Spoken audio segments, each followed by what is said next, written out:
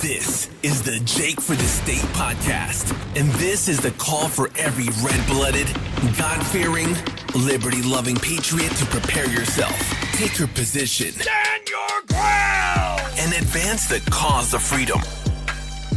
Let's go.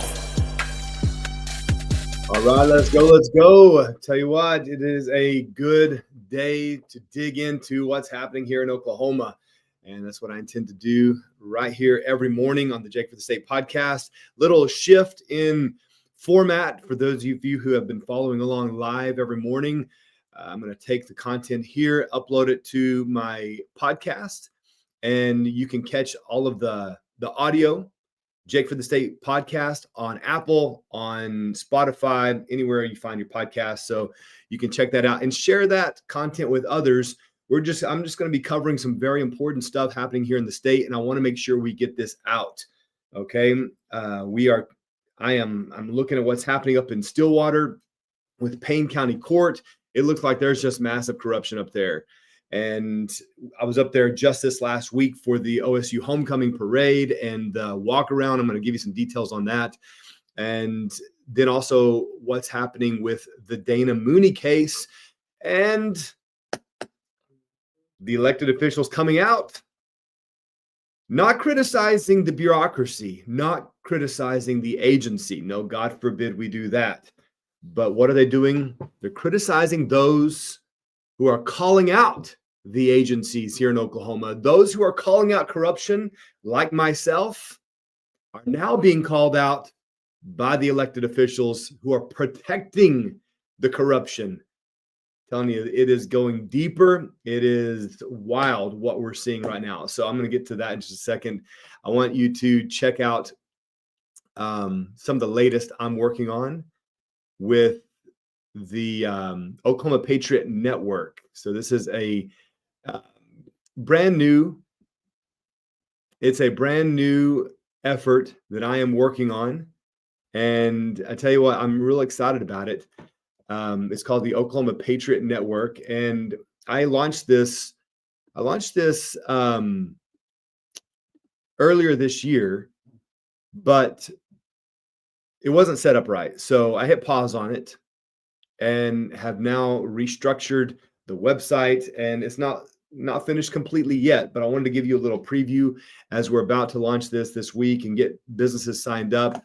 Here's a little intro, a little preview into what I'm talking about. Welcome to the Oklahoma Patriot Network. This is a powerful network of like-minded, liberty-loving businesses from across the state. So whether you're looking for a mechanic or a coffee shop, or if you're looking for some great local food, or your local boutique, or your local hairstylist, thanks, just a little off the top. If you're in Oklahoma and you're looking for trusted service, great local deals, and a network that just stands for freedom, this is your place. Join today for free access to our business directory or upgrade for exclusive discounts and member perks. All right, so that's coming to you and will be launched this week. We're signing up businesses. So if you are a Patriot business, or if you know of a business that you say, hey, they love faith, family, and freedom, then I want to get connected to them. I want to get them on the directory so we can have a reliable hub of conservative businesses here in Oklahoma. While I was in Stillwater, saw the streets lined with the No Kings protest. And that was just a great reminder that not everyone in Oklahoma is conservative. And of course, we're looking at State Question 836, the effort to open our primaries up, which essentially would eliminate parties here in Oklahoma. If you're allowing Democrats to vote in Republican primaries, then what is the point of Republican primaries? So I'm opposed to this, and I'm joining the growing voice that is saying decline to sign. There's this initiative petition out there gathering signatures, a decline to sign. We don't want open primaries here in Oklahoma. We don't want to become California. So it's a great reminder that not everyone here in the state is conservative. I want to do business with those who are like-minded. When I'm giving my money and investing, I'm not just purchasing something, I'm investing in that business. That's why if you don't like what they're doing, just don't shop there.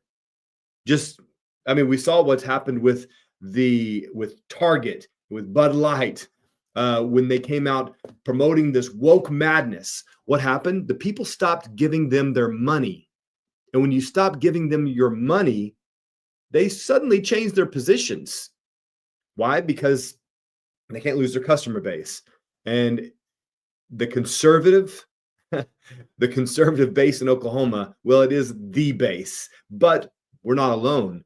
And, I want to make sure that the companies I'm investing in are conservative companies. And so that's the point of the Oklahoma Patriot Network. So if you are a conservative company, business, mom and pop shop, or major corporation, or if you know one, then I want to get connected with those businesses, get them on this hub for conservative businesses here in Oklahoma. All right. Switching gears here. I got to look at what's happening in Oklahoma, in Stillwater, Oklahoma. Well, I was just up there. So we were up at the Oklahoma State Homecoming Walk Around and Parade, and had a great group of volunteers up there. Our pistols were a hit. Okay. That was my idea. And we had our orange shifted. We changed the colors a little bit. Like had our orange sign, and had great volunteers out. And we don't have a picture of it, but we have a QR code for people to sign, to scan. And when you scan that QR code, it registers you to enter the drawing for a gun, a Glock 9mm, donated by Austin Warfield at Cops Gun Shop. So appreciate Austin, and go check out Cops Gun Shop. But he donated a 9mm. So we're giving that away this coming Sunday at 5:30 p.m. and we're going to do a live giveaway for this Glock. Now, my volunteers carried their massive QR codes down the street as they were walking down the parade. And we had, 600 people sign up for that giveaway, but we're going to continue that this week. And I should have posted that here for you as well. I'll get it for you next time.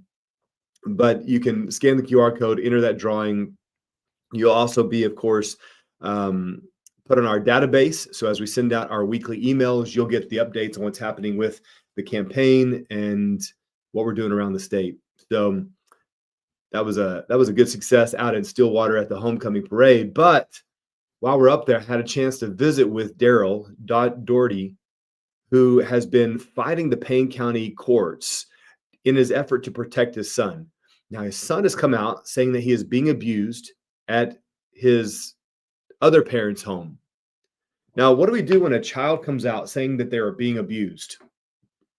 So he was brought into a safe home, but where he should have been protected, but the police dragged him out and returned him back to the home that was abusing him, allegedly. Daryl, in his attempt to protect his son, was thrown in jail, and $1 million bond was put on him. $1 million bond. Now we have that scenario playing out. It's still, sorry, I'm pulling up my notes here. It is still ongoing. There is no conclusion as of yet. The latest news is that there was an attempt to assemble a grand jury.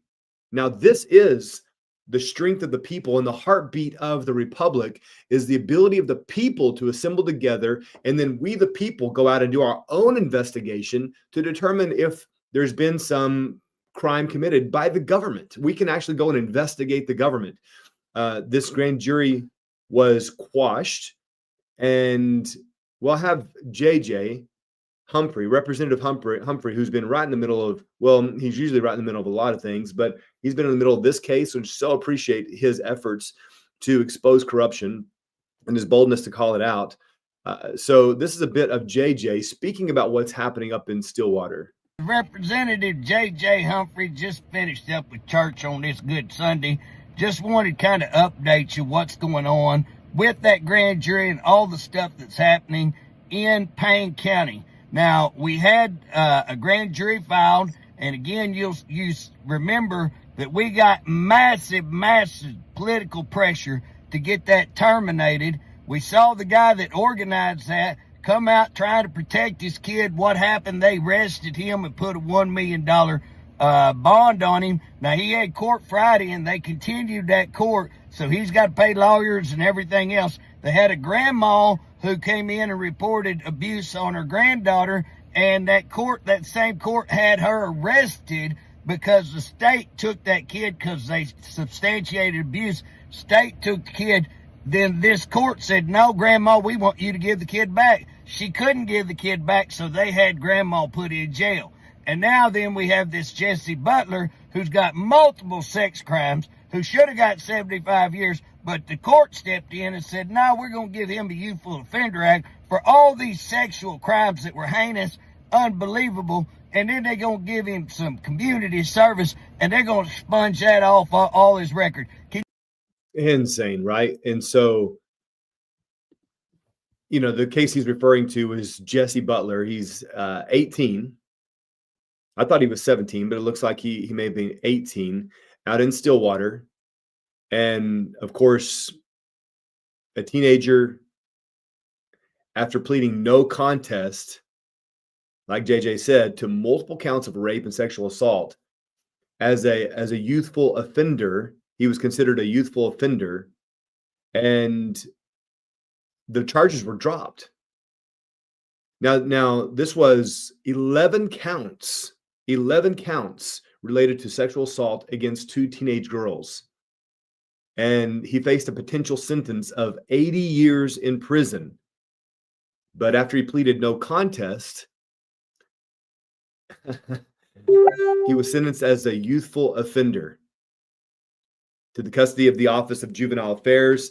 And what was he slapped with? He was slapped with counseling and community service. So on one hand, we have a father attempting to protect his son from abuse. Thank you, Joyce, for that update there. He was 17 when the crime was committed. He 18 now, but 17 when the crimes were committed.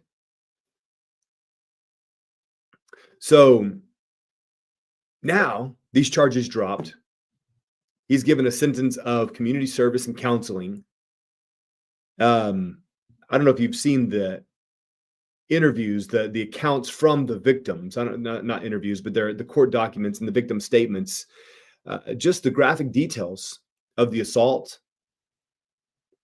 One instance where a victim was strangled until she lost consciousness, requiring neck surgery. And this Jesse Butler is going to get off with no prison time, counseling and community service, while a father who's attempting to protect his own son is slapped with a $1 million bond and put in jail. It is upside down in Payne County. And they're not the only ones across the state. Right here in Canadian County and Oklahoma County, we've been tracking and speaking out about the Dana Mooney case with what I believe is true medical kidnapping. When a mother is attempting to do her best to get the right treatment for her son, but the court disagrees with it, a family member disagrees with it, and so the court comes in and takes custody of one's son and forces him back into the hospital to resume treatment, chemotherapy, blood transfusions, bone marrow biopsies, a whole host of tests, all against the mother's will. The mother did not want this. She had him on a separate protocol outside of what you might call traditional corporate medicine. And he was actually doing really well. He was forced back into the treatment at OU Children's, and he began to decline. Last report is he is not doing well, could barely stand on his own. So what are we doing that's in the best interest of children? And what are those who have the power and the authority to do something? What are they doing? They're accusing people like myself. They're accusing people like Representative Humphrey and Senator Shane Jett for speaking out about it, for wanting change in the system. No, they want to maintain the status quo. And that's what we heard from Senator Paul Racino just the other day. And here's a little clip from that. Politics.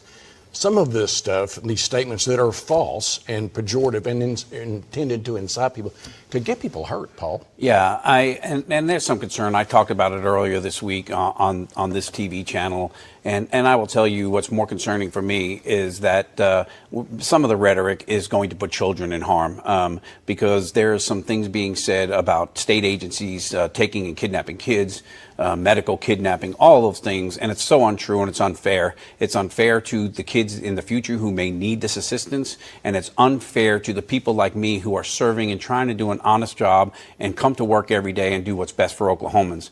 I would venture to guess that most Oklahomans see through all of this and know that it's not true, but the fact that they continue to get a platform to talk about it is even more infuriating. Spoken like a true Democrat, Paul. They're protecting the system. Good job. So just looking at some of the comments that came on KOTV News on 6, you can go to their Facebook page. And I appreciated those that were commenting on this news story.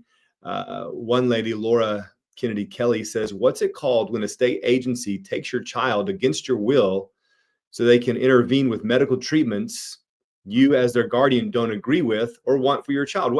Great question. What do you call that, Senator Racino? What do you call that when the state takes custody of your child to force treatments on your child that are against your will? Is that not medical kidnapping? And just hilarious that he says that what we're saying, speaking out against the system, is dangerous for children. It's dangerous for children. What's dangerous for children is to have someone like you in charge, chairing a committee that oversees agencies like this. That's what's dangerous for children. And we have to get this fixed. Yeah, I hope that they invite me to this same program. I'd love to speak out and bring some clarity. Just hilarious, this news broadcast on News on 6 the other day. Hilarious and sad is what it was. But I'm just looking through here at some of the comments. Go check them out yourself. Save Oklahoma Farms and Ranches says they posted, "See, you mean this, Senator Racino, the one that protected insurance companies over insulin-dependent diabetic children? Surprise, surprise." Yeah, supposedly doing what's in the best interest of children, yet look at the way he votes, and he's protecting the big industry, the big insurance company, over those who are dependent on insulin. This Ashley Hall says, "These men are despicable. I pray their political careers are ended." And we got John Cooksey says, "Negative censorship of a social platform is not government's job, regardless of which side." And a great point, John. So what is the next step, Senator Racino? Are you now wanting to censor people like me who have a platform that are exposing corruption? Now, we can't have that. That's endangering children. That he has an R by his name, but that is far from Republican values, wanting to censor free speech that's calling out big government. We want to shut down the voices that are calling out big government. Ashley Goodrich said, "I thought Republicans were against social media censorship." Yeah, I thought so too, Ashley. I thought we were talking about the First Amendment and protecting the constitutional rights. Laura Powell says, "A free press is central to our ability to self-govern. That includes presenting multiple viewpoints on important issues. If a news agency provides only one side of the story, they aren't a true news source. They're at best entertainment, or at worst, part of the propaganda machine." Yeah, I think that last part may be the truth, Laura. Part of the propaganda machine. Why would you seek to preserve and protect an agency that is obviously violating a mom's due process and her God-given right to protect her child, to do what is in her child's best interests? It doesn't matter if the government agrees with you. It doesn't matter if the government thinks that chemotherapy is the best path. That does not matter. What matters is your right to do what is in the best interest of your child. There was zero abuse, zero neglect on the part of Dana Mooney, yet the state reached in and snatched up her child, forcing him back into a medical protocol that she tried and then ended because it was actually making him worse. So Javine Lewis has a question. How much does it cost to buy politicians? I'll end on that comment. That's a good comment.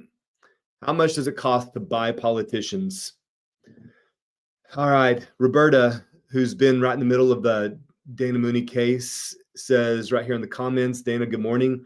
The fact that Rosino sits on the DHS committee, he could fix the problem. Instead, he jumps on TV to defend his inaction. Absolutely.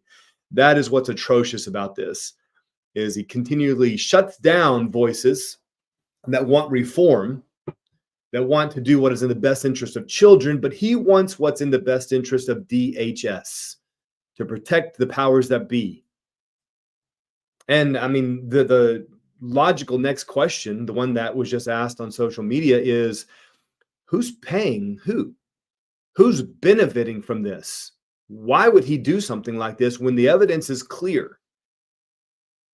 And what's crazy is that Dana is actually in Rosino's district. Has Rosino reached out to her? Has he visited her in the hospital? Hey, Velma, it's my buddy Velma. Always jumping in with facts. So,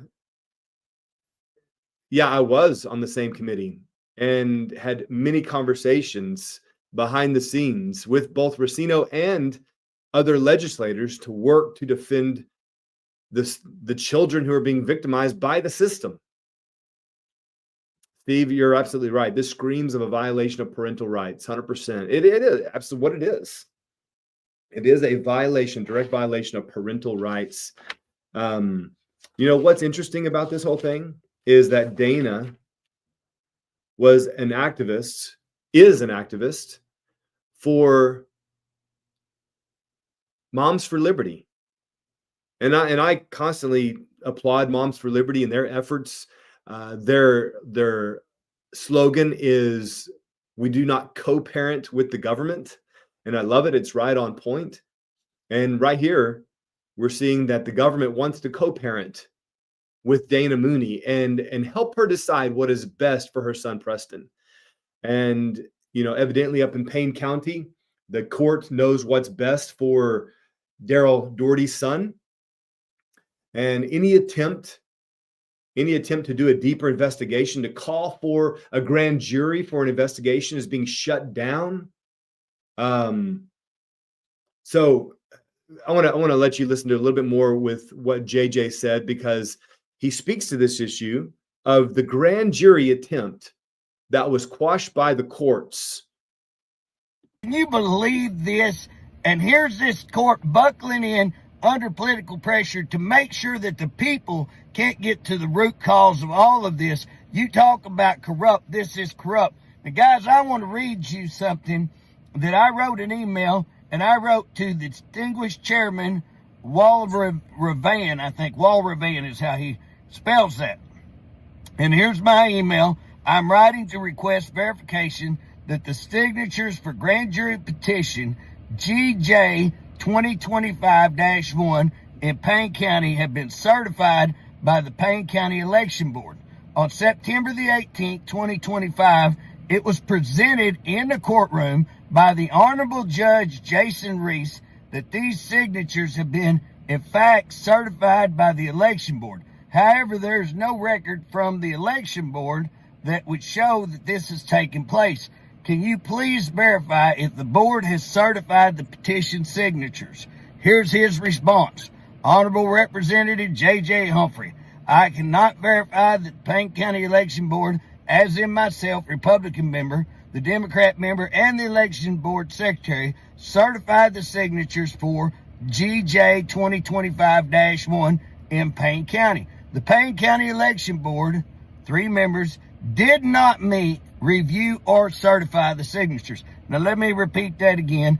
he says the Payne County Election Board did not meet, review, or certify the signatures. Now, guys. So you have to understand how important this is, that the judge himself violated the law and openly admitted to it in court. He claimed that the signatures were verified, but the election board itself, just like Representative JJ just read, Representative Humphrey just read, they said they did not meet or verify the signatures. Yet the judge just said that the election board had reviewed them. And he goes on here. This is insane what this judge says. We had the court in its own court record that those signatures were certified. In order to stand up in the courtroom and say, no, you didn't meet the required signatures, and we've had that certified, then that judge had to. In court that day, I said, Judge, I don't think those were ever certified because the board never met. I've been told the board never met. He said, not my problem. Not my problem. What? Actually, it is your problem. Actually, it's very much your problem, and it's going to be a bigger problem for you now. We have to get this Judge Reese out from behind that bench. Simply, I mean, what is he doing? Obviously not following the law and simply dictating to the family what their future will be based on his own prejudice. I mean, what is it based on? I don't know. I mean, what is motivating these judges to rip apart these families? What's driving it? Are they getting kickbacks? Are they getting paid to do this? Whatever it is, it has to end here in Oklahoma. So appreciate JJ right in the middle of this. And, you know, like I said, I had a chance to sit with the man at the center of this case, Daryl Doherty, over the weekend in Stillwater and hear from him about what's happening with this family as he's fighting the court system here in Oklahoma, here in Payne County, to try to protect his son, just to make sure his son is not being abused. I mean, you can't talk to Daryl about his son without him welling up with tears, because he loves his son and he's fighting for his son to protect him, because his son is saying, Dad, help me. And he's doing his best to help him, but he's fighting the state. When are we going to make this truly about the kids? Because it is not about the kids. It is not about their safety. It's about protecting some agency. These judges and these rulers, they're supposed to be representatives, but they become rulers and dictators. And the people aren't going to stand for it. You know, they've caught them in a lie, claiming that the signatures had been verified when the election board itself said we have not met or verified these votes. They've gotten a written document saying the election board did not meet or count these votes. And the judge saying that these were verified. And when confronted on it, he said, not my problem. Oh, it's your problem. Oh, it's your problem. And it's going to be a bigger problem as days go by. And so I expect that this is only going to bring more public attention to this case. And the signatures should be a shoo-in. They should be a guarantee. In this case, should move forward. The grand jury should move forward, and this judge should be promptly removed. This is the way it should go. So we'll be watching this. I'm going to be following this and updating you along the way, along with Dana Mooney. But I was told, after talking about this case with Jesse Butler, you know, the 17-year-old who raped 2 teenage girls and was let off the hook with community service and counseling. I was told after the atrocious trial that was, that just get ready. There's more to come in Payne County that are worse than that. How can it get worse than that? I don't know, but we're going to be watching and seeing.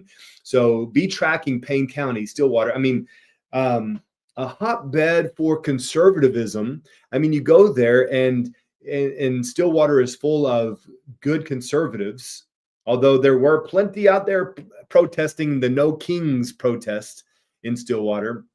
But still, the conservatives dominate Payne County. Yet in the middle of that, you have this liberal judge that is ripping apart conservative families and just families in general. So lots of correction that needs to be happening on the judicial side of things. We've got to follow this. We got to be right in the middle of it. Again, appreciate Representative Humphrey and his work there. And also have to give a big shout out, of course, to Senator Shane Jett, Senator Dana Prieto, Senator Kendall Sacchieri, Representative Gabe Woolley, all who've been right in the middle of these cases involving our children. So this has been a priority for me, of course, as I prioritize family. I say all the time that as the family goes, so goes the state, so goes the nation.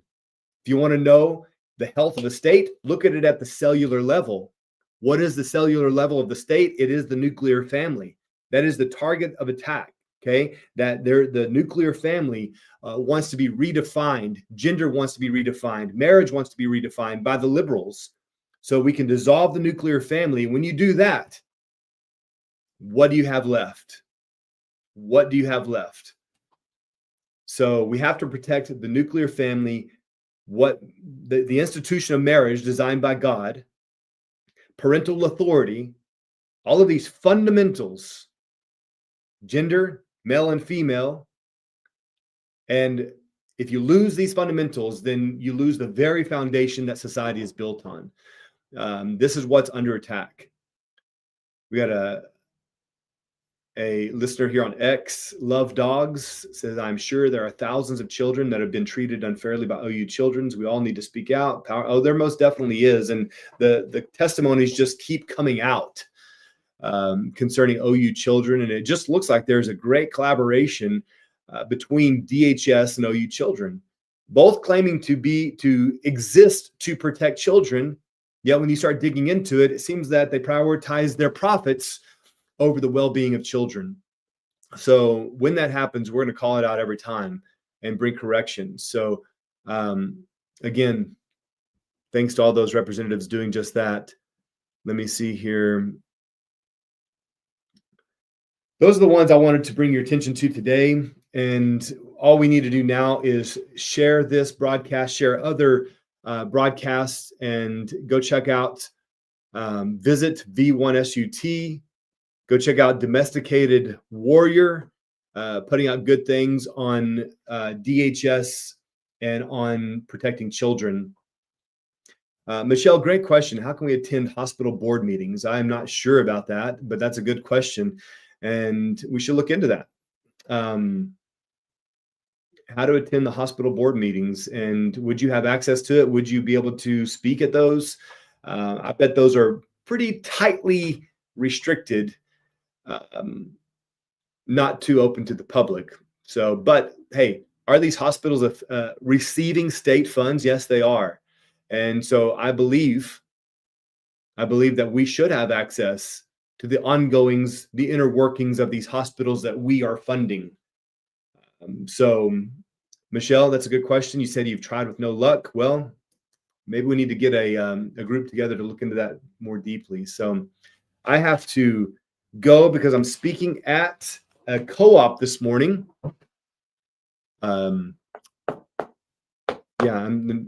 The name is, I'm drawing a blank on the name, but it's I think it's Kingdom Co-op over in Mustang, Oklahoma. So I'm going to go there this morning, speak to some kids that are eager to learn about politics, about the inner workings of politics, about campaigning. So we're going to talk to them about that. And hey, I appreciate you guys tuning in. Appreciate your attention to these cases involving children in the state. Let's continue to highlight that and bring attention to it. Nothing is more important than that, I believe. Two things will dictate the future of Oklahoma. That's kids and land. We must protect both. Both are being their value is not being prioritized. And we need to prioritize the value of human life in general, but children specifically, and land, the land in Oklahoma. All right, guys, I will see you next time. God bless you guys. And tomorrow morning, I'm going to come back here, Jake for the State podcast. So check back here tomorrow morning. I'll see you then.